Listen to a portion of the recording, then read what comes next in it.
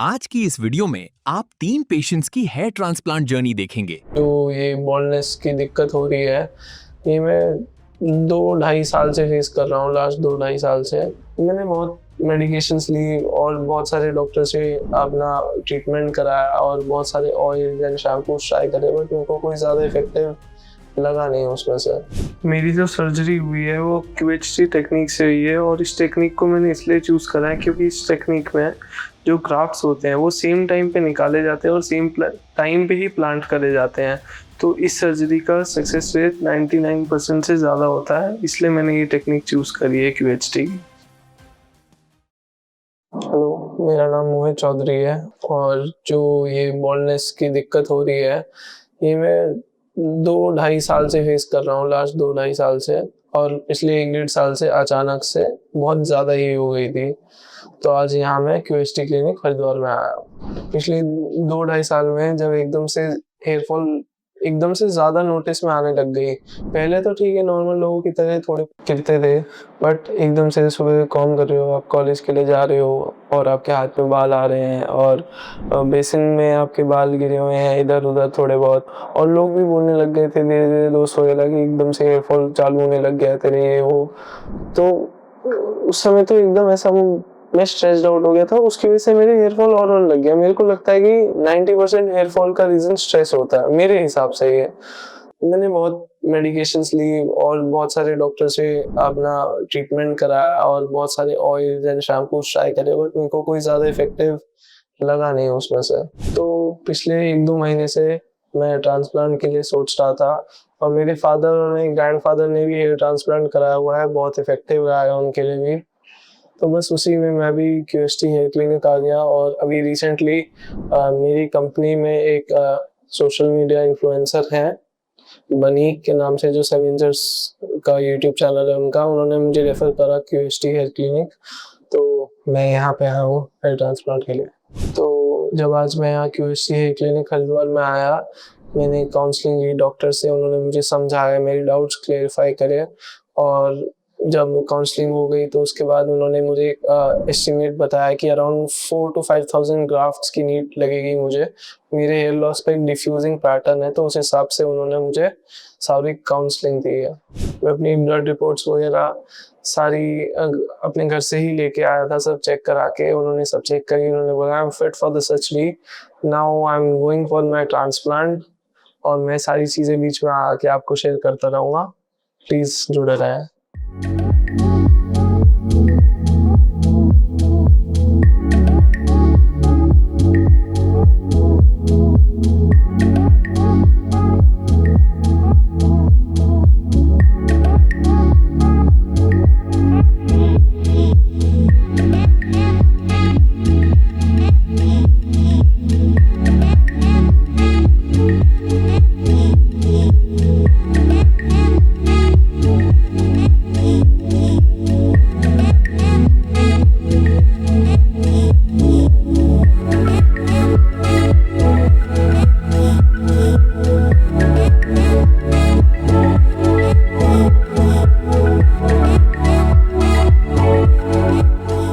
Hello guys, मेरी surgery complete हो चुकी है।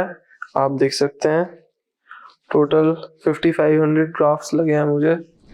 मेरा डोनर एरिया पीछे से भी है और उसके बाद भी ज़रूरत पड़ रही थी तो बियर्ड से भी ग्राफ्टिंग ली गई है सारी। तो टोटल 2-2.5 दिन लगे सर्जरी में। प्रोसीजर वाइज हुआ, फर्स्ट डे पे वो पोर्स बनाए गए 3-4 घंटे OT में उस दिन लगे। उसके अगले दिन करीब 11 घंटे की सर्जरी हुई थी, जिसमें मेरे 4000 ग्राफ्ट्स लगा दिए गए थे। उसके बाद आज थर्ड डे था, जिसमें अराउंड 1000-1500 ग्राफ्ट्स जो बचे हुए थे वो लगाया। बाकी डॉक्टर्स की टीम बहुत सपोर्टिव है, वो हर चीज़ देख के करते हैं और सर्जरी में ज़्यादा कुछ से पेनफुल नहीं होता है, नॉर्मल सर्जरी रहती है। वहाँ पे वो डॉक्टर्स बहुत ज़्यादा सपोर्टिव हैं QHT में। और जैसे पेन वेन की बात करें तो ज़्यादा पेन नहीं होता है। एनेस्थीसिया के बार बार आपको इंजेक्शन टाइमली दिए हुए जाते हैं हर पॉइंट पे जहाँ आपको पेन होता है, और मील्स वगैरह सारे प्रोवाइडेड होते हैं, इंक्लूडेड वगैरह। जब आपको जो चीज़ चाहिए होती है सर्जरी के बीच में, अगर आपको वॉशरूम जाना है उसमें भी वो पॉइंटली अलाउ करते हैं, सब जगह लेके जाते हैं। बहुत हाइजीनिक है QHT और सब कुछ परफेक्टली, डॉक्टर्स बहुत सपोर्टिव हैं और जो स्टाफ है वो भी बहुत ज़्यादा सपोर्टिव है। मेरी जो सर्जरी हुई है वो QHT टेक्निक से हुई है और इस टेक्निक को मैंने इसलिए चूज़ करा है क्योंकि इस टेक्निक में जो ग्राफ्ट्स होते हैं वो सेम टाइम पे निकाले जाते हैं और सेम टाइम पे ही प्लांट करे जाते हैं।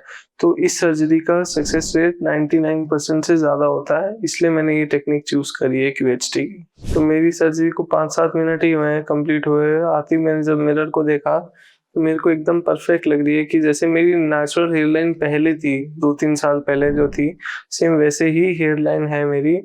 और मैं एक्सपेक्ट करता हूँ आगे जो ग्रोथ होगी सेम वे में अच्छी होगी। अभी तक जो मेरा QHT में एक्सपीरियंस रहा है सर्जरी का वो बहुत अच्छा रहा है। बाकी नेक्स्ट टाइम जब मैं अपने PRP सेशन के लिए आऊँगा तो मैं ज़रूर आपको अपना एक्सपीरियंस शेयर करूँगा उस टाइम का भी। तब तक आप वीडियो के साथ बने रहिए। Thank you QHT।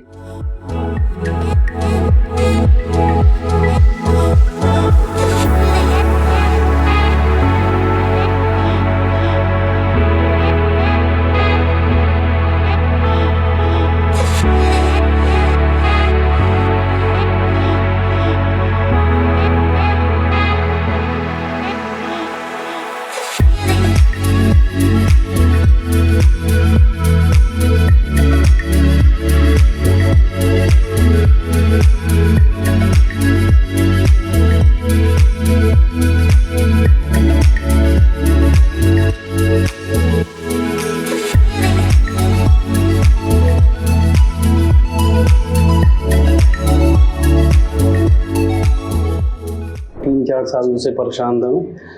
Hair fall बहुत ज़्यादा होने लगा था, कंघी करता था, कंघी पे बाल आते थे, शैम्पू किया तो हाथों में बाल आ जाते थे, कहीं आने जाने में कॉन्फिडेंस नहीं आता है, अनकम्फर्टेबल फील होता है। यहाँ पे मेरी सर्जरी का बहुत ही स्मूथ रहा, सर्जरी बहुत गुड, अच्छे तरीके से हैंडल करके डॉक्टर लोगों ने QHT पे किया। मेरा नाम मोहसिन है, मेरी एज 29 है। मैं हेयर फॉल से 3-4 साल से परेशान हूँ और QHT पे आज ट्रीटमेंट के लिए आया। जैसा कि मैंने बताया कि 3-4 साल से परेशान था मैं। हेयर फॉल बहुत ज़्यादा होने लगा था, कंघी करता था, कंघी पे बाल आते थे, शैम्पू किया तो हाथों में बाल आ जाते थे। जैसे सुबह उठता था तो पिलो पे बहुत सारे बाल मिलते थे, इसलिए ज़्यादा परेशान होने की वजह से मैं आज QHT पे आया हूँ ट्रीटमेंट के लिए। जैसे कि मैंने बताया, मैं जो है जॉब का तो मैं स्टेट बाई स्टेट जाता रहता हूँ, हवा पानी चेंज होता है, डस्ट वगैरह का काम है, तो इसलिए मेरा हेयर फॉल ज़्यादा बढ़ गया है। और मैंने इसके लिए कोई घरेलू नुस्खा ट्राई नहीं किया। जैसे मैंने दवा ऑयल वगैरह लिए थे पर कोई असर नहीं हुआ। मिनोक्सिडिल वगैरह डर्मारोल लिया था, कुछ रिजल्ट नहीं आया, तो इसलिए मैं आज ट्रांसप्लांट के लिए आया हूँ QHT। कहीं आने जाने में कॉन्फिडेंस नहीं आता है, अनकम्फर्टेबल फील होता है, और शादी वगैरह में है या बातचीत करते हैं तो किसी से फीलिंग नहीं आती हो, फील नहीं हो पाता, ऐसा लगता है कुछ कमी सी है।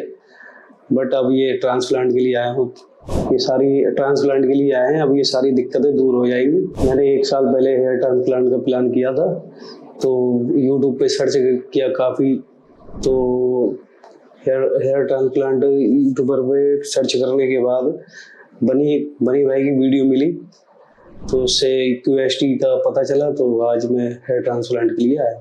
जब मैंने कांटेक्ट किया QHT पे, मैंने अपने उन्होंने फ़ोटो वगैरह मांगे, तो मैंने अपने फ़ोटो वगैरह दिए, तो उन्होंने 3500 ग्राफ्ट बताए, जो उनके अकॉर्डिंग मेरे नेचुरल लुक के लिए 3500 ग्राफ्ट बताए।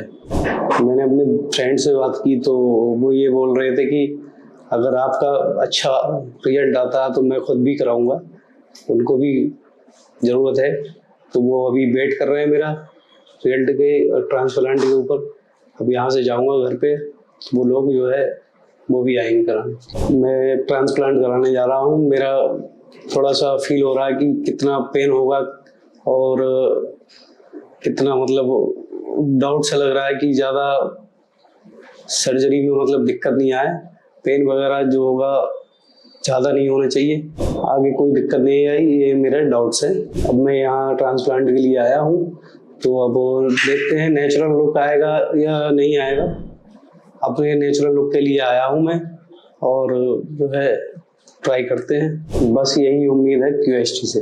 जब मैं क्लिनिक पे आया क्यूएसटी पे तो मैंने अपने ब्लड सैंपल दिया है, जिसकी रिपोर्ट ओके आ गई। मैं जा रहा हूँ अपनी सर्जरी के लिए, बीच बीच में जो होगा वो मैं आपको दिखाता रहूँगा। तो जुड़े रहिए। Thank you guys, thank you क्यूएसटी।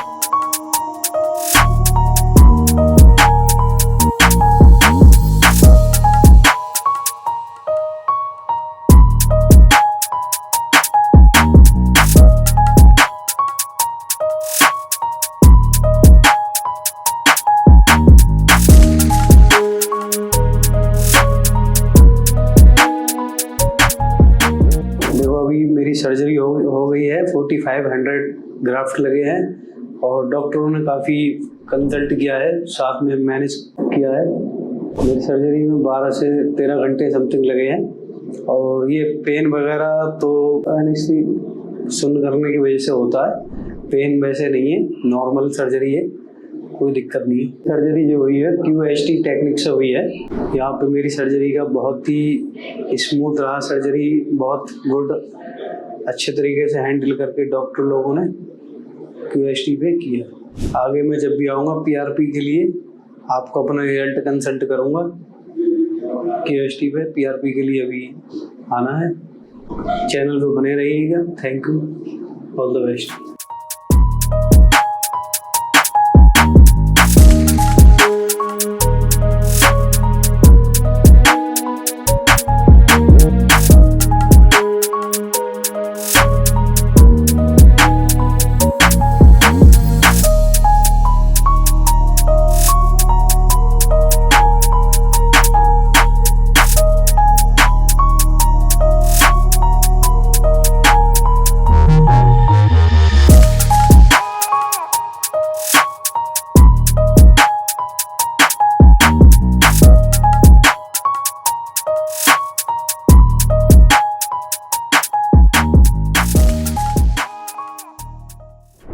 Transplant के बाद जब मैं घर गया तो 2-3 दिन के बाद में मुझे बहुत अच्छा फील हुआ। मैंने कि यार बाल आने लगे, मतलब सिर पर।